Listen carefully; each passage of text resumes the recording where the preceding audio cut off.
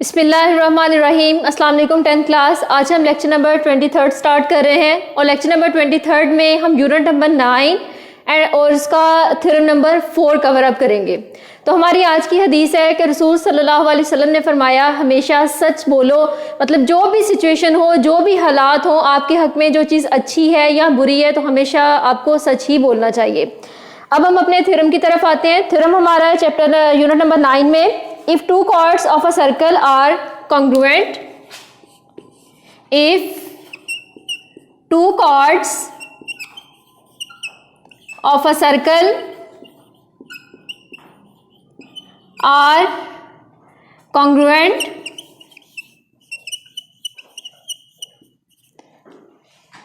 if two chords of a circle are congruent, then they will be equidistant from the center, then they will be equidistant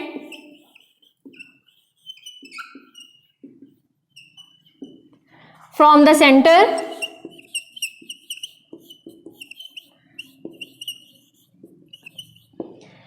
अब यहां पर हमने इस theorem में पढ़ना क्या है। हमारे पास है कि if two chords of a circle, सबसे पहले तो हमें जो चीज गिवन है वो हमारे पास है सर्कल। अब उसने कहा कि if two chords of a circle are congruent, यहां पर एक टर्म यूज हुई है, एक वर्ड यूज हुआ है यहां पर कॉन्ग्रुएंट, मीन कि आपके पास टू कॉर्ड्स हैं और वो दोनों की दोनों कॉर्ड्स आपके पास इक्वल है। कॉन्ग्रुएंट का मतलब ये होगा कि आपके पास वो लेंथ के अकॉर्डिंग, हर तरह से, हर मेजरमेंट के अकॉर्डिंग वो कॉर्ड्स आपके पास सेम है। इसको मैंने नेम दे दिया A, B, C and D. If two chords of a circle are congruent हमने कर लिया, then they will be equidistant from the centre. ये वाली जो चीज़ है, ये वाला जो पॉइंट है, हमने ये प्रूव करना है कि वो सेंटर से इक्विडिस्टेंट है। ये हमारे पास है इसका सेंट्रल पॉइंट। अब यहाँ पर हमने क्या किया, इसके ऊपर बाइसेक्टर ड्रॉ कर लिया और कॉर्ड सी डी पर भी हमने बाइसेक्टर ड्रॉ कर लिया। ये हमारे पास है central point O. Bisector point उसका होगा कि जो हमारे पास उस कॉर्ड को टू इक्वल पार्ट्स में डिवाइड करेगा। अब नेक्स्ट हमने क्या करना है, यहाँ पर सबसे पहले तो हम देख लेते हैं कि गिवन चीज हमारे पास क्या है।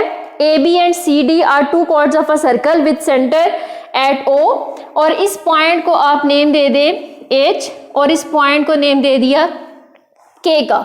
ये चीज हमारे पास गिवन थी और इसमें हमारे पास ओ एच परपेंडिकुलर है A B and O K perpendicular है सी डी। अब हमने कंस्ट्रक्शन में क्या किया, कंस्ट्रक्शन हमने ज्वाइन करवा दिया O to A and O to C, इन पॉइंट्स को हमने ज्वाइन करवा दिया। ये हमारी कंस्ट्रक्शन होगी। प्रूफ हमने क्या करना है, प्रूफ हमने करना है then they will be equidistant from the centre, यानी ये सेंटर से इक्विडिस्टेंस होंगी हमारे पास ये वाला पॉइंट, मतलब कि हमें ओ से लेकर एच तक और ओ से लेकर के तक हमें ये प्रूव करना है कि measurement of O H equal है मेजरमेंट ऑफ ओ के। ये चीज हमें फाइंड आउट करनी है।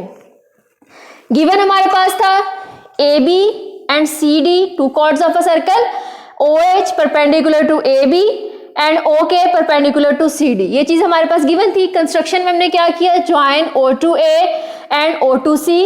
अब जब हमने इनको ज्वाइन कर दिया तो हमारे पास क्या फॉर्म हो गई, यहाँ पर राइट एंगल्स फॉर्म हो गई। एक राइट एंगल हमारे पास फॉर्म हो गई ओ एच एंड ए, क्योंकि जिस पॉइंट पर एंगल बन रहा होता है उसे हम हमेशा सेंटर में रखते हैं। तो इसी तरह से हमारे पास राइट एंगल्स जो हैं वो फॉर्म हुई ओ एच एंड ए, और सेकेंड राइट एंगल हमारे पास फॉर्म हुई ओ के एंड सी, क्योंकि के पॉइंट पर और एच पॉइंट पर, इन पॉइंट पर हमारे पास एंगल की फॉर्मेशन हो रही है। अब नेक्स्ट हमारे पास इसमें प्रूफ यानी स्टेटमेंट्स और रीजंस आ जाते हैं कि इसमें हम क्या करेंगे। अब हम देखेंगे कि जो ओ एच है ये हमारे पास बाइसेक्टर है ए बी का, यानी O H, measurement of O H is bisect chord. अब जो ओ एच है ये किसको बाइसेक्ट कर रहा है, कॉर्ड हमारे पास है A and B, bisect the chord A B.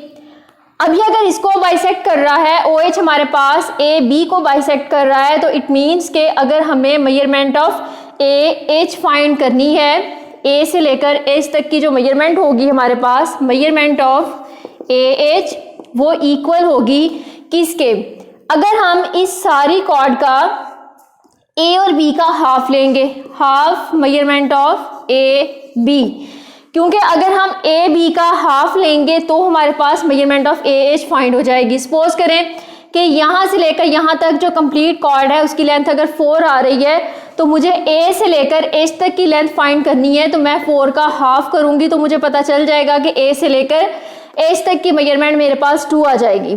इसी तरह से A H and H B, इन दोनों क्योंकि बाइसेक्टर पॉइंट है इसलिए ये कॉर्ड को इक्वल पार्ट्स में डिवाइड करेगा और इसीलिए हमारे पास ए एच इक्वल आ जाएगा एच बी के। अब अगर हम सेकेंड कॉर्ड को देखें, ओके इस bisector at the chord of C and D, तो यहां पर हम लिख लेंगे सिमिलरली ओके इज बाइसेक्ट, यहां हम लिखें okay bisect chord C D.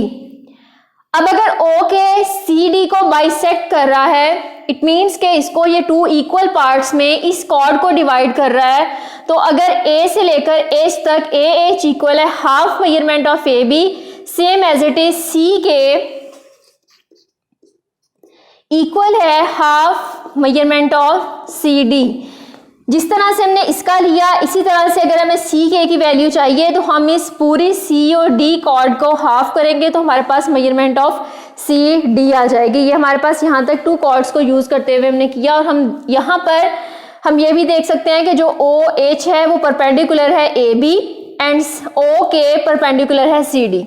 अब ये पॉइंट्स अगर हमारे पास हैं तो इसी तरह से हमारे पास measurements of A B equal है मेजरमेंट्स ऑफ सी डी, यानी हमारे पास measurement of A B equal है मेजरमेंट ऑफ सी डी। ये चीज़ हमें क्या थी, 2 chords of a circle are congruent, ये चीज़ हमें गिवन थी, इसलिए हम इसकी रीजन में लिख देंगे गिवन। जो चीज़ हमें गिवन होगी वो हम गिवन लिख देंगे।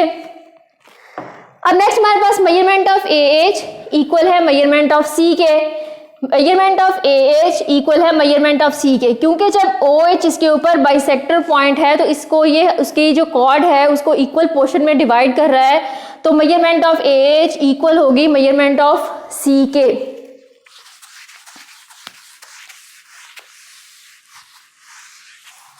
यानी इसमें हमारे पास measurement of A H equal होगी मेजरमेंट ऑफ सी के। अब नेक्स्ट हमारे पास now in right angles triangle O A H, यानी हमारे पास राइट एंगल्स ट्राइंगल्स कौन कौन सी फॉर्म हो रही है इसमें, एक हमारे पास है ओ एच ए, कोरेस्पॉन्डेंस है ओ के एंड सी।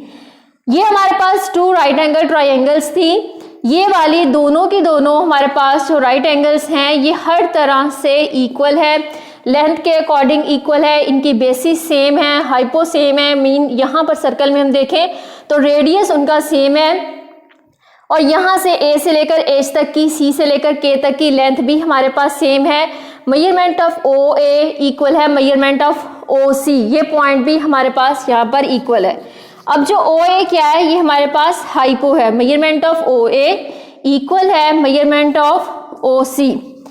अब ओ ए और ओ सी यहाँ पर क्या है, ओ ए और ओ सी हमारे पास रेडियस है, इसलिए हम यहाँ पर हाइपो भी इसको कह सकते हैं। सर्कल के अकॉर्डिंग देखें तो हमारे पास ये उसका रेडियस होगा, और अगर हम इस राइट एंगल ट्राइंगल की बात करें तो हम इसे कहेंगे कि ये हमारे पास हाइपो है, measurement of O A equal है मेजरमेंट ऑफ ओ सी।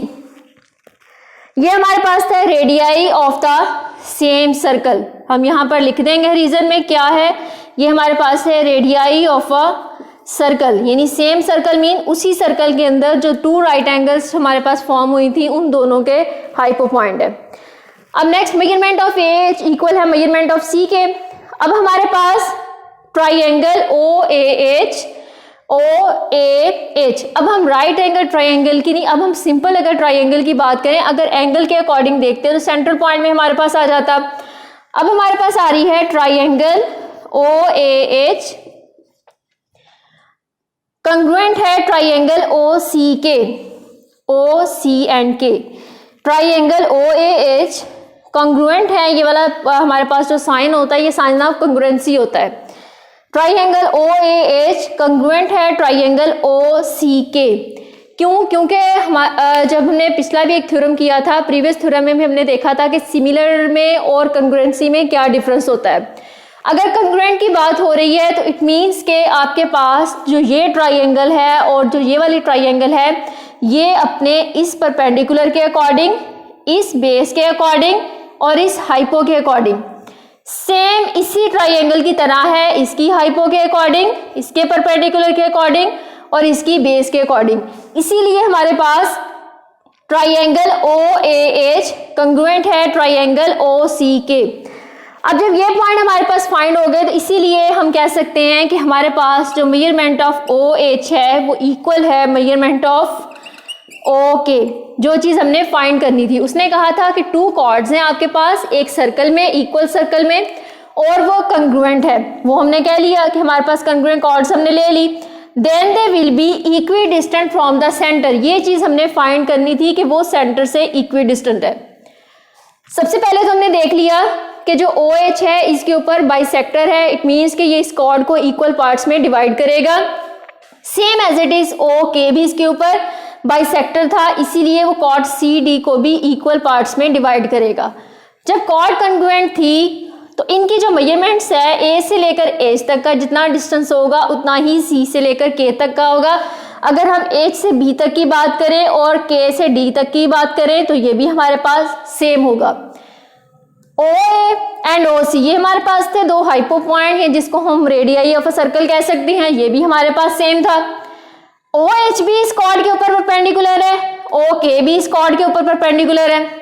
हमारे पास ये वाली जो राइट एंगल ट्राइंगल है और ये भी हमारे पास राइट एंगल ट्राइंगल है और इन दोनों में कॉरेस्पॉन्डेंस है कि ये दोनों ही एक दूसरे जैसी हैं, दोनों ही एक दूसरे से मुतशाबा है। इसी तरह से अगर हम OAH ट्राइंगल की बात करें, OCK ट्राइंगल की बात करें तो ये ट्राइंगल्स दोनों ही हमारे पास कॉन्ग्रुएंट ट्राइंगल फॉर्म हो रही हैं। अब हर लेंथ के अकॉर्डिंग हर तरह से हमने इन ट्राइंगल्स को देख लिया तो दोनों ही सेम है। अगर ये सेम है तो इट मीन्स कि इनकी हर मेजरमेंट्स अगर सेम आ रही हैं तो हम कह सकते हैं कि OA जितना डिस्टेंस O से लेकर H तक का है उतना ही डिस्टेंस हमारे पास O से लेकर K तक का है। ये वाला थ्योरम था जो हमने फाइंड आउट करना था, दे will be equidistant from the centre. ये हमारा यहाँ तक थ्योरम हमारा कवर अप होता है। और थ्योरम नंबर 4 को आपने अच्छी तरह से लर्न करना है। लर्न आपने कैसे करना है, ऐसे नहीं कि स्टेटमेंट पढ़ ली और थ्योरम्स जहाँ लिखा हुआ है वैसे ही उसको कर लिया। अपनी स्टेटमेंट को अच्छी तरह से पढ़े। स्टेटमेंट को पढ़ते हुए आपको खुद ही पता चलेगा कि इसमें क्या चीज़ गिवन है, क्या चीज़ गिवन है, क्या आपको रिक्वायर है, क्या आपने कंस्ट्रक्शन की है। खुद ही सारी स्टेटमेंट आपको बोल बोल के बता रही होती है कि मुझे आपने कैसे सॉल्व करना है। तो स्टेटमेंट को अच्छी तरह से अंडरस्टैंड करें, देन उसके अकॉर्डिंग अपने डायग्राम बनाएं। बार बार कहती हूँ कि जब भी आपने थ्योरम राइट करना है तो गिवन के बिल्कुल सामने, अगर इधर आप गिवन डाटा लिख रहे हैं, गिवन लिख रहे हैं कुछ भी, तो उसके बिल्कुल सामने ही आपने डायग्राम बनानी है। तो उसके बाद आपका प्रूफ, कंस्ट्रक्शन, और प्रूफ आ जाएगा, कंस्ट्रक्शन है, स्टेटमेंट्स हैं, रीजंस हैं। तो आपने जब भी थ्योरम स्टार्ट करना होता है, सपोज आपको इधर क्वेश्चन स्टार्ट कर रहे हैं, उसका आपने कोई पार्ट पेज पे कर लिया, नीचे आपके पास कोई स्पेस बच गई है, तो आपने उसी पेज से अपना थ्योरम स्टार्ट नहीं करना होता, आपने नेक्स्ट पेज पे थ्योरम स्टार्ट करना होता है और इसी तरह से आपने करना है। तो इसी थ्योरम की आपने प्रैक्टिस भी करनी है। प्रैक्टिस करेंगे, इसको लिखेंगे, करेंगे तो आपको ये थ्योरम अच्छी तरह से लर्न भी हो जाएगा और आपकी प्रैक्टिस भी हो जाएगी। तो इस थ्योरम की बहुत अच्छे से प्रैक्टिस कीजिएगा। उम्मीद करती हूँ कि आपको इस थ्योरम की बहुत अच्छे से समझ आ गई होगी। तो इंशाल्लाह बाकी जो थ्योरम्स हैं आपने पहले किए हुए हैं उनकी भी आपने प्रैक्टिस करनी है। ओके, अल्लाह हाफिज़। 10th class.